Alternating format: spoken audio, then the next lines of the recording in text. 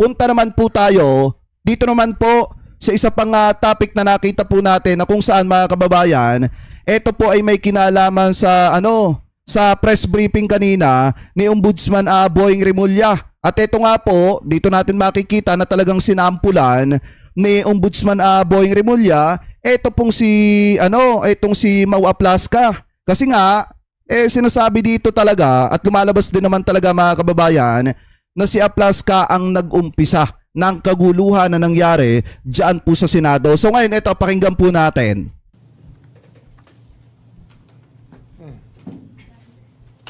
Magandang hapon sa inyong lahat. At, I came here to announce that there was a recommendation and I signed for a 6-month preventive suspension of the Sergeant at Arms of the acting Sergeant at Arms of the Senate, Plaska, for what happened the other night, and it's just it's a preventive suspension meant to make things easier for us to get to the bottom of things. Kinakailangan kasi na mapag-aralan yung pangyayari na naganap sa Senado nung 13 ng Mayo. Tama. At madaling araw kahapon lang yun, no? Madaling araw kahapon, kung saan nagkaputukan at tila tumakas sa protective custody ng Senado si Senator Bato de la Rosa na mayroong warrant of arrest galing sa ICC. Pero yung maliwanag dito binigyan ng 6 na buwan na suspension. Ito pong si Aplaska mga kababayan. Kasi nga tinitingnan na siya po ang nag-umpisa at nanguna po dito po sa nangyaring kaguluhan sa Senado na naging dahilan para makatakas itong si Senator Bato.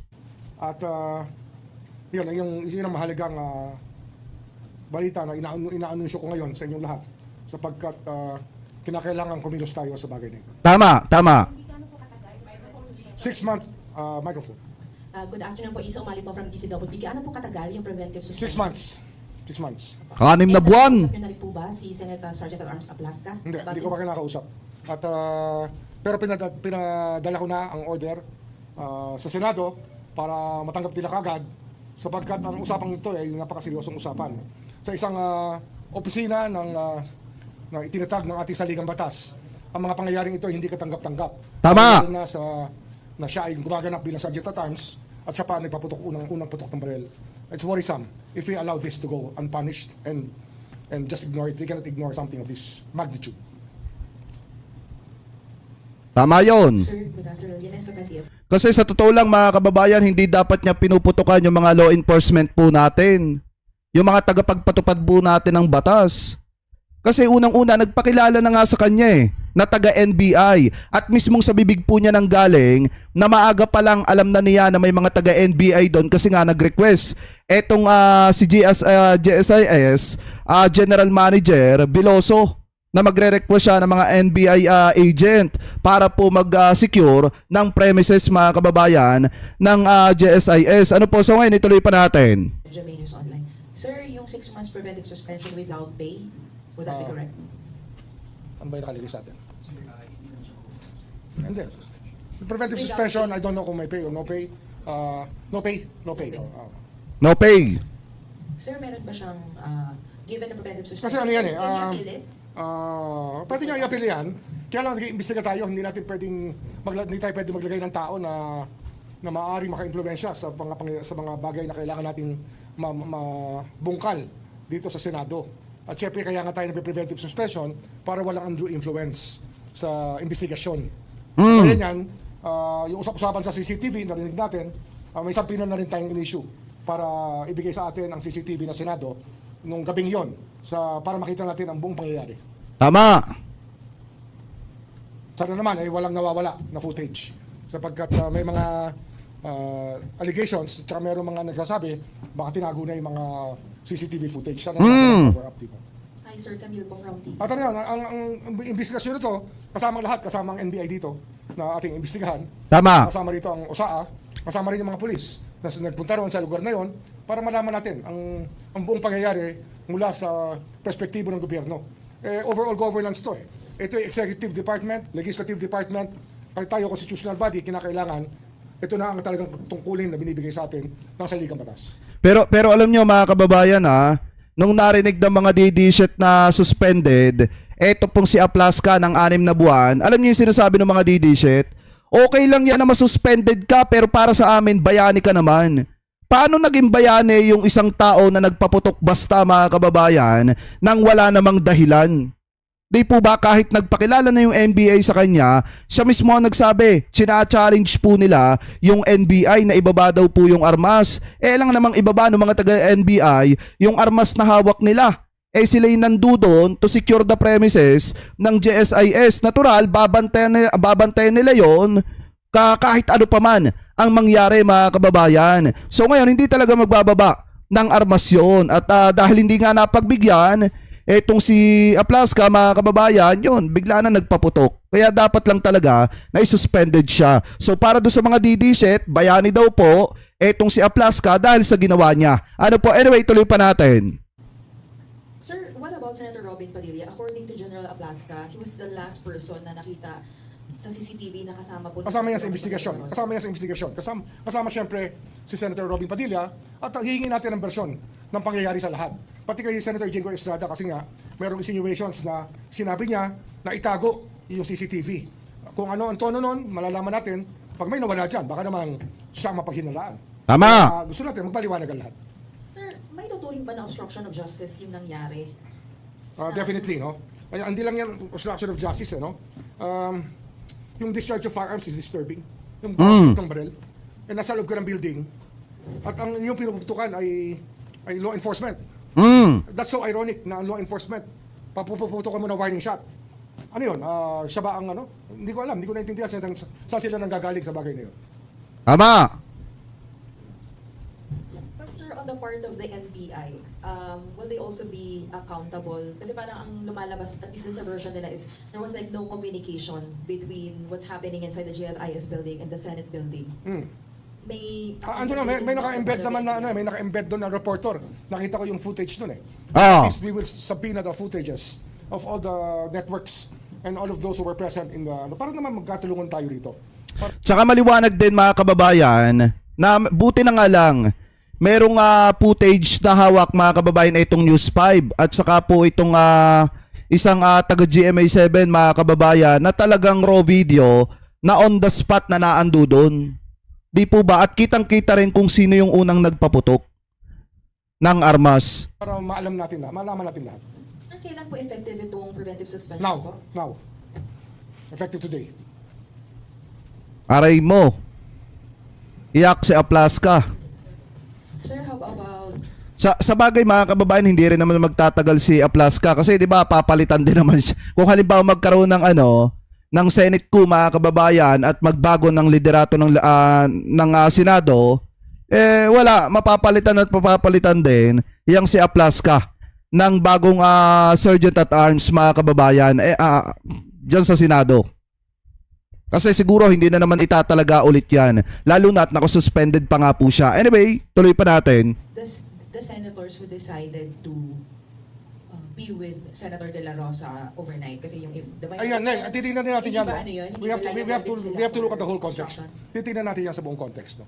Kasi nga, parang maraming suspecha ang tao. Kaya natin ginagawa ito para maalay natin ang fears ng tao na magkakaroon ng whitewash o hindi tayo kikilos ang ombudsman sa bagay na to. Siguro tayo lang talaga ang pwedeng kumilos dito ng gusto na walang bias kasi, di ba?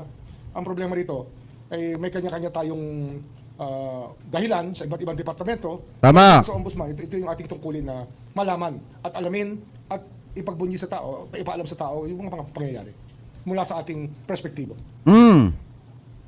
Tsaka dapat maging transparent sa mga kababayang Pilipino po natin at maipakita rin syempre yung mga CCTV footage na tinutukoy. Ano po yung tinutukoy na kung saan mga kababayan, sinasabi nila na etong si Senator Bato, sinamahan ni Padilla para makalabas, and then dapat makita rin yung mismong footage ng kaguluhan para makita kung sino talaga ang may mali at kung sino talaga ang tama. Sir Joseph po sa GMA. Sir, how are you? Sir, una muna, I'll just pick up from your point. Sabi niyo po, it's worrisome na pag nilagay natin ganung klaseng tao doon sa in that position, in that power. Can we elaborate with reference to... Santo. Yung kanina po kay...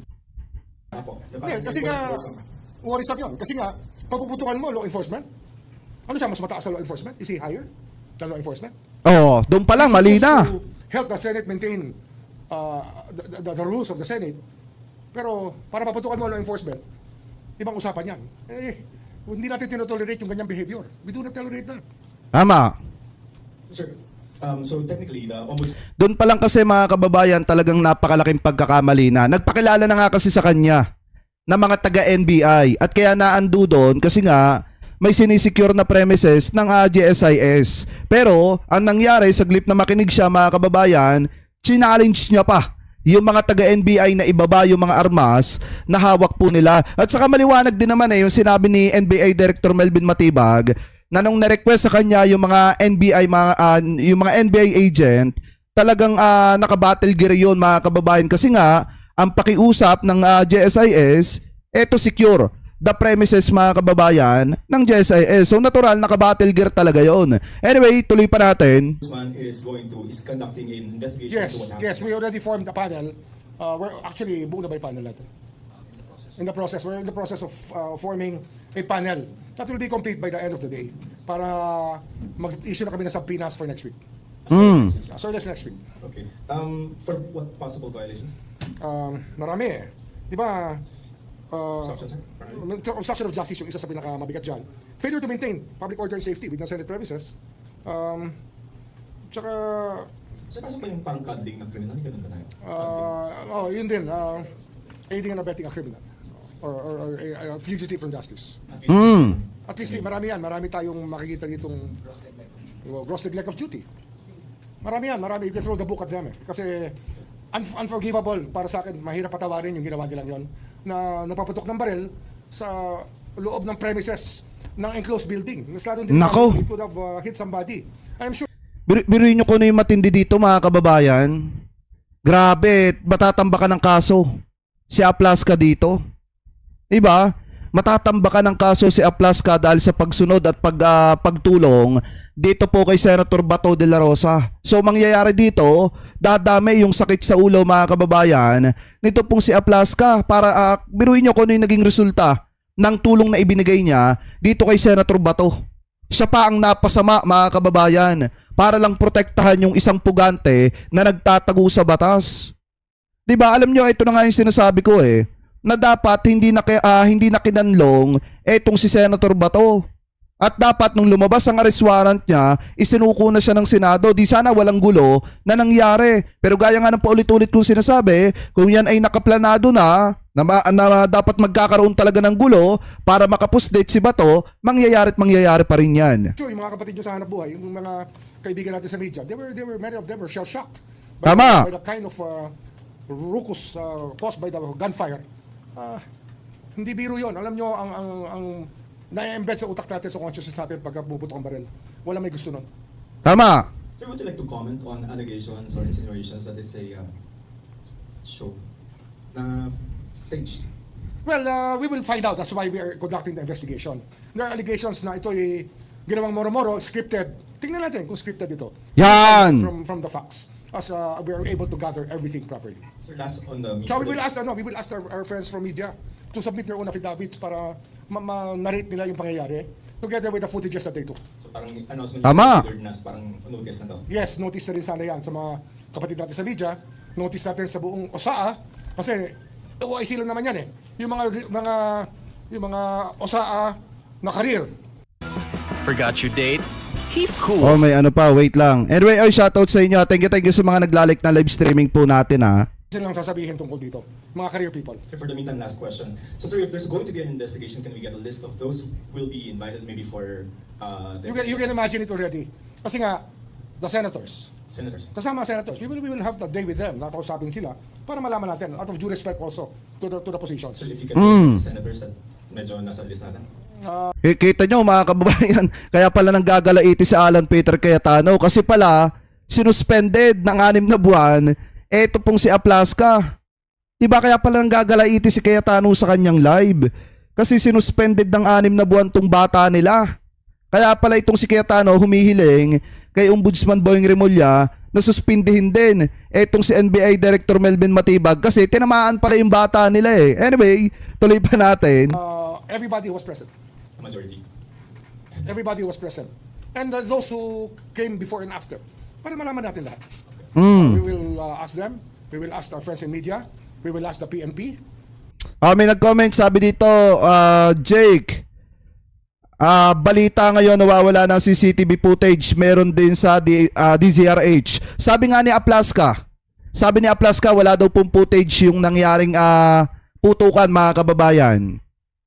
Kaya hindi ako naniniwala dyan. Tingin ko talaga tinago na yan, mga kababayan. Or talagang dinispatch siya na yung CCTV footage. Kasi nga kapag ka nakita yon, aminado naman siya eh. Siya ang unang nagpapuputok, mga kababayan. So ngayon, kung makikita pa sa CCTV footage yun, mas lalong matinding kahihiyan. Pagtatawanan lalo ang Senado at malalagay, mga kababayan, sa alanganin ng reputasyon ng Senado.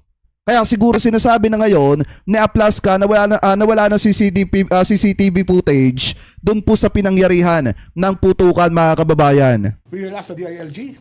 We will ask the NBI about this. Baka mag-overlap lang to sa DOJ investigation, but we can deal with that. I will talk to the Secretary of Justice. Kahit i-joint namin to na investigation, pwede.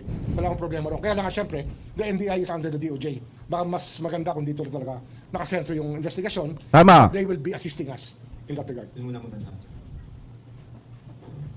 Okay? Sir, clear ba ka? Sir, meron po ba tayong update on filing of flood control or infrastructure cases? Maraming Against nangyayari. senators? Many things are happening. Maraming nahihinog na. At you will find out in due time. Within the month, kami ipa-file. Within next month, marami ipa-file. Merong mga tingin namin, mahihinog pa ng early July. Pa-file din namin. Pero tuloy-tuloy yan. Hindi tumitigil ang trabaho dito. People go to work here every day to precisely to attend to that. Kasi nga, yun ang trabaho namin. That's the job that we swore to undertake when we accepted our positions here. Sir, kaunti lang. On the subject of the legality or the validity of the arrest warrant, would you like to comment on the conflict? If it's conflict, It is there's a presumption of regularity based on 1951, Republic Act 1951.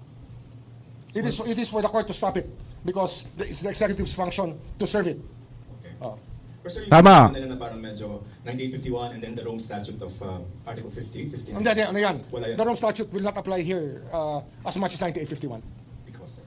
Because Wala na 1951. wala na yung Rome Statute does not anymore apply to this case. This is a purely local matter.